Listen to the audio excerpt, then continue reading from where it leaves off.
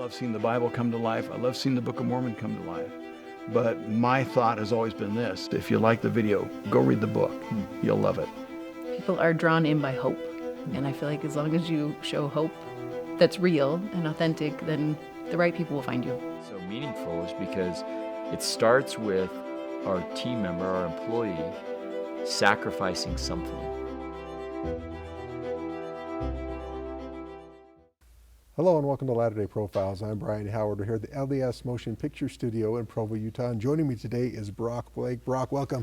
So glad to be here. Good to have you. Brock is the CEO of Lendio, which we'll talk more about, but does specializes in small business loans. That's right. That's really surface, but we can talk more about that.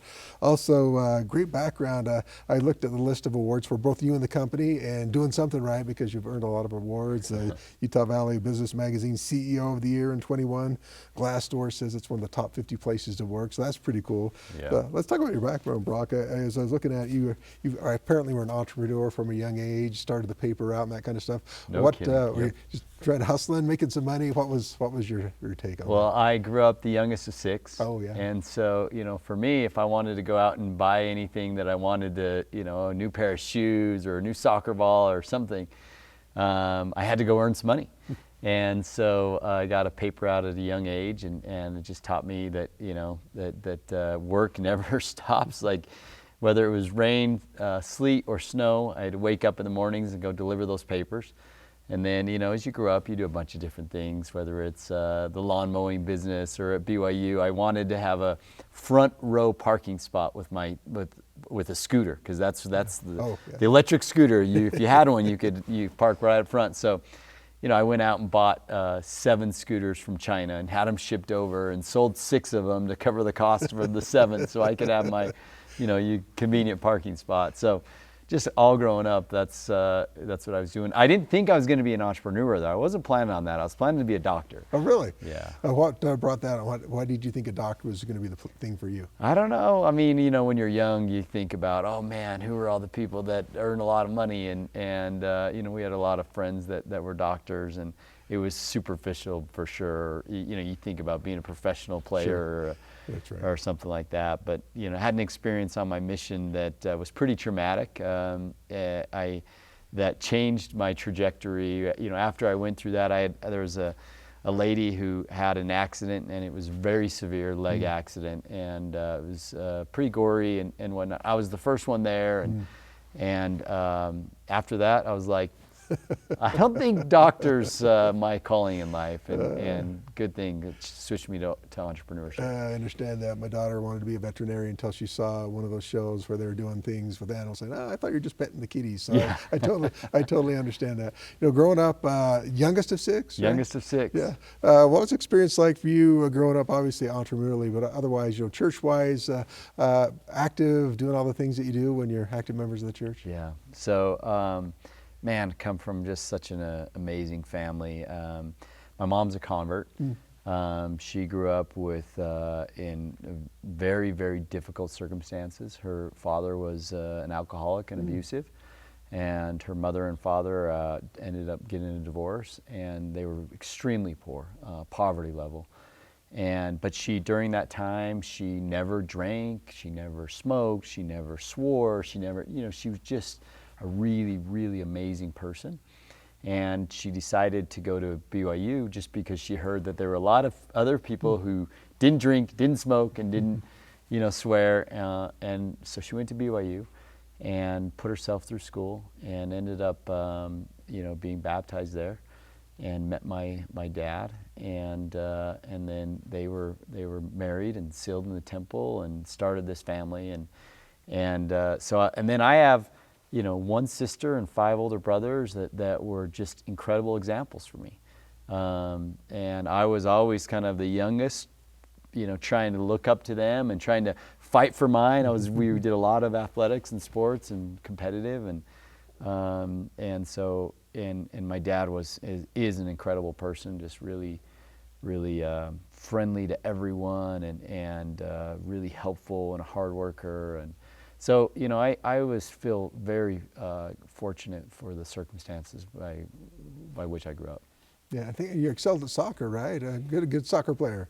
I ended up playing soccer at BYU, And my competitive nature comes because I was the youngest of 6.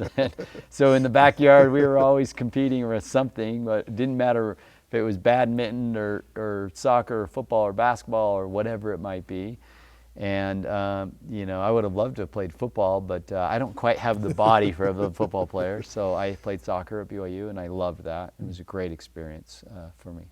How was your BYU experience? Obviously, that's partly where you got introduced to some the competition you got in later, but how was your experience at BYU? It was incredible. I was very grateful for my time there. I studied finance and met my wife there, and who's the best thing that ever happened to me.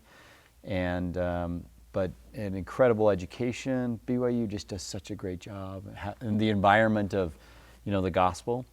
And it really planted that seed of entrepreneurship for me. I went and did a entrepreneurship lecture series and listened to many successful entrepreneurs, and their stories were just so fascinating. I just would sit in that class and eat it up, and that's what I want to do.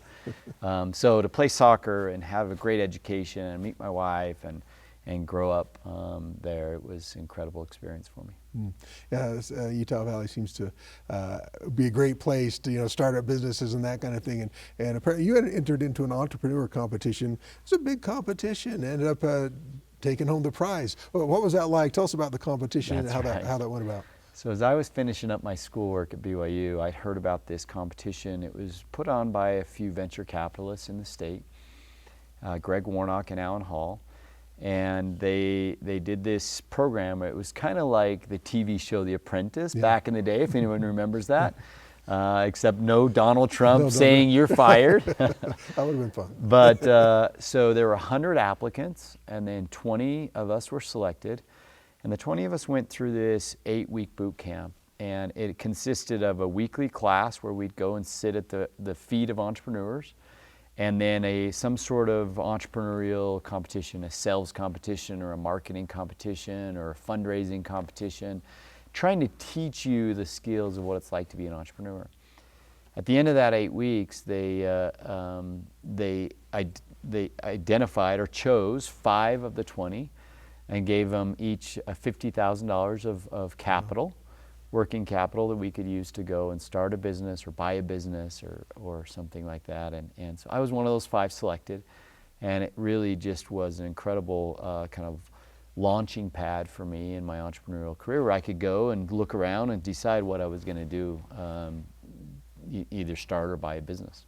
Clearly, you must have enjoyed the experience. I don't know, might have been a little cutthroat though. Was it rough, going through the competition? It wasn't so much cutthroat. It was that we all went through this learning experience together, and the judging process was you'd come in every single week, and then you would judge everyone else, and you would rate other people. And so you're rating your peers, plus the 2 venture capitalists are kind of like listening each week and to the various stories and experiences, and so it was kind of this combined rating system. So I don't know how we ended up kind of being one of the 5, but ended up happening, and I was grateful for it. And that kind of got you launched. Wasn't that not the exact same idea, but kind of got you launched to where you started, where eventually it became Lendio? Is that correct? That's right. So from there, I used that $50,000. I was out talking to businesses, thinking about buying a business. There were a few companies that I was evaluating, and I met a few others. My current business partners, a gentleman named Trent Miskin, and a few others in the community, Paul Allen and David Bradford and others. And they had this idea that, hey, there's all these entrepreneurs out there that need capital, but there's not a place for them to go and get it. There's not a way for them to connect with investors. And so we took that idea and said, how can we come up with a solution? And so the first business was connecting entrepreneurs to investors, and kind of like in a speed dating format. You would come in and you'd pitch your idea to investors kind of 5 minutes at a time, table to table to table. And for 5 years after that, you know, we built this business and got it up to about 10 million in revenue. And it was, honestly, we made every mistake in the book. we learned a lot. But it just wasn't going to scale much bigger than that. And we had bigger aspirations. And so that was kind of the learning opportunity that we used to say, the demand for capital is really high, but business owners need loans, not investor capital. Most businesses in America are Main Street America, restaurants and landscapers and dry cleaners. So how can we help those get a $25,000 loan or a $50,000 loan? And anyways, we used that experience to come up with the concept of what is now Lendio. How long did it take for Lendio to take off? Because now, of course, it's won a lot of awards, doing lots of money going through there as far as the loans go. What was the growth of Lendio? You know, any entrepreneur, there's very rare an overnight success. Most of the time, it's a grind, and it is a measure of your persistence. And in fact, I measure my career I talk about these moments I call fetal position moments. And I have 5 fetal position moments where I'm literally on the floor in a fetal position, not, sure if we're going to make it the next day. Yeah. And the reason why I say that is because, Lendio, to get where we are today, it's been a long journey. I started my entrepreneurial career in 2000 and the end of 2005, early 2006. So we're 16 years into this, and we started with Funding Universe, and then we transitioned it to Lendio, and even at Lendio it took us, and that was 5 years, and then at Lendio it took us really 3 years before, even after learning everything we learned before we realized, kind of found the right kind of product market fit, where it started to kind of take off, and so it wasn't an overnight success by any means. It was a lot of macaroni and cheese and ramen noodles, and just living off shoestring to get it off the ground. Tell college students who are helping us here, it doesn't end. That's right. If you're going to be an entrepreneur, get used to it. Get used to mac and cheese.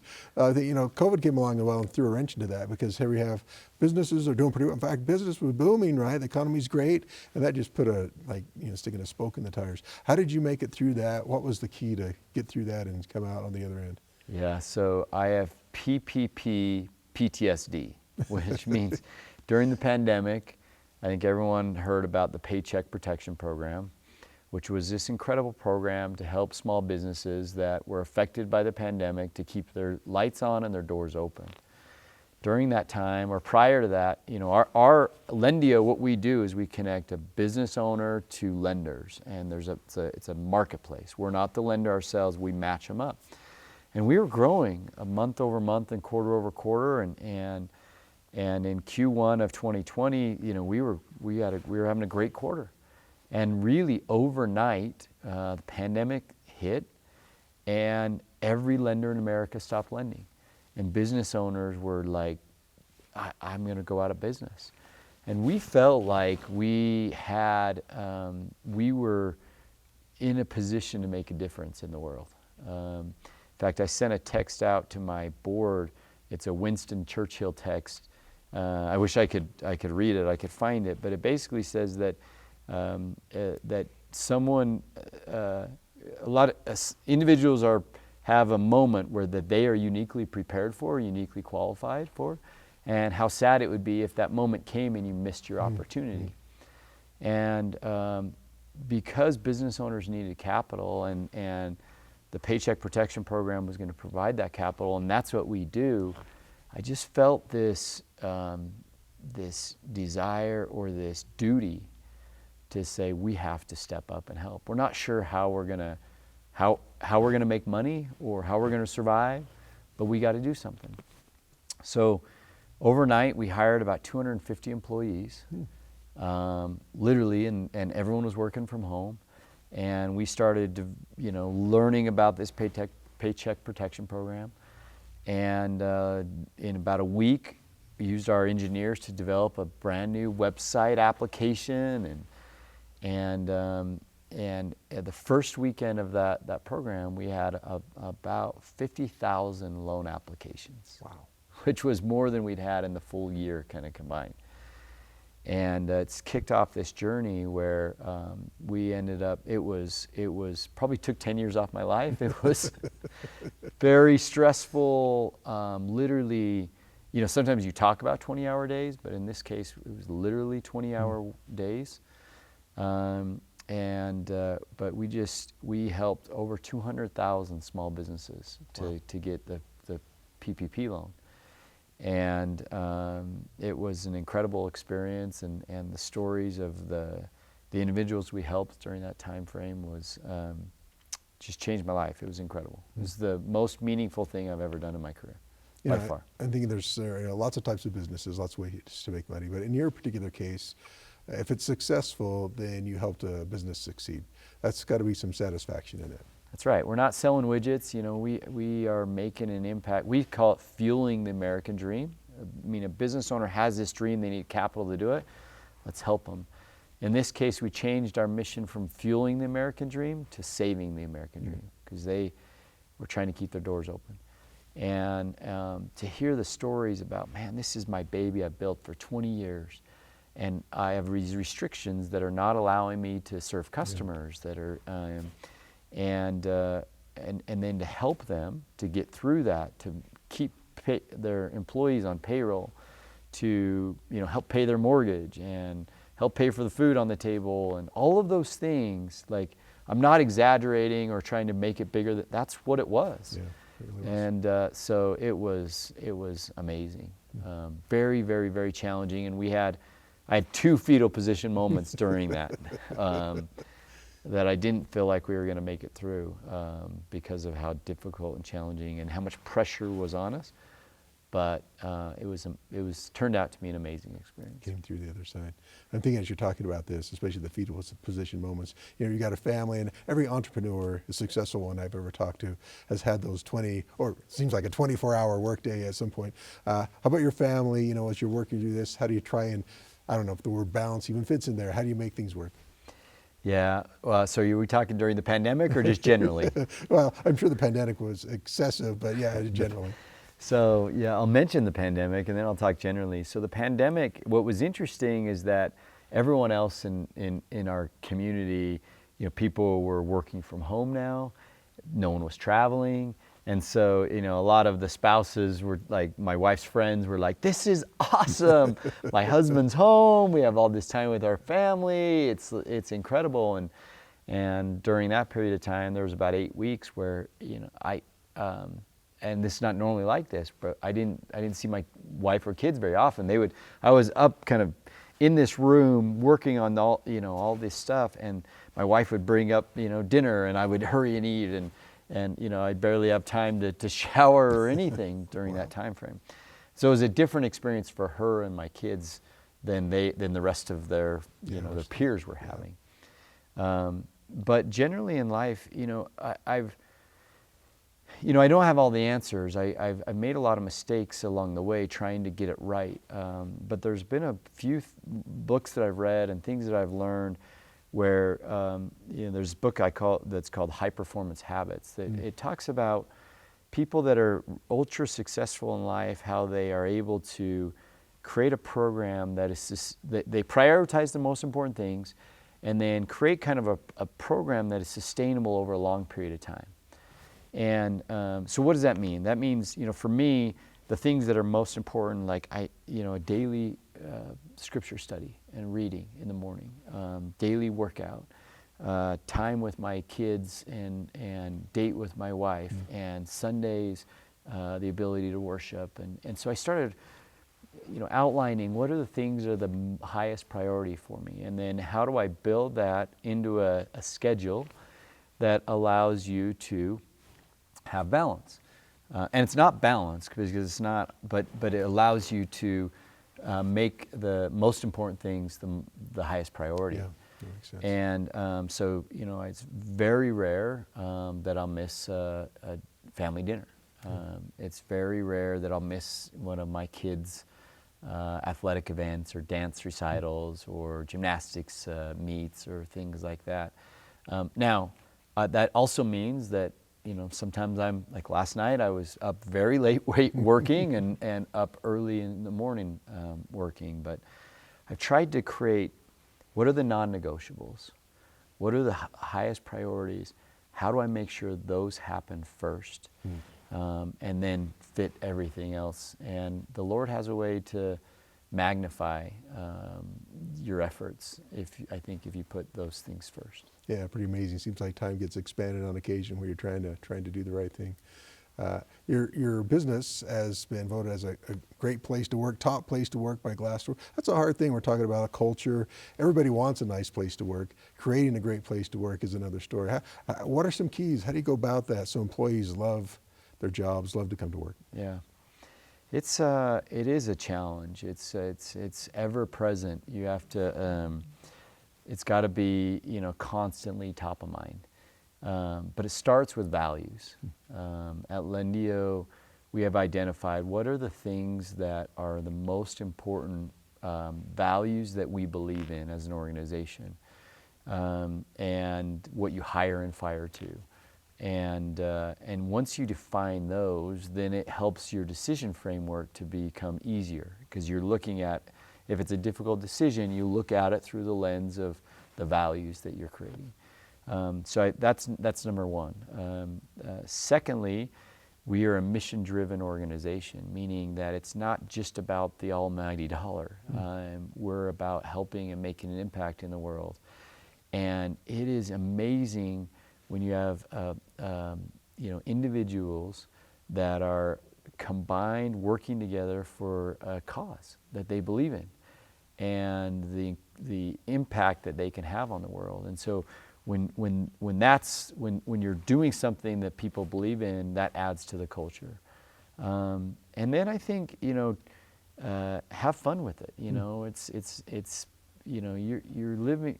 working with people that have lives, and so how do you create a place where they love to be there, and it's meaningful work, and they have ownership, and they have fun while doing it. So I don't want it to come across like we've got all the answers. It's something we care about a lot, and we put a lot of effort into, and we've made a lot of mistakes.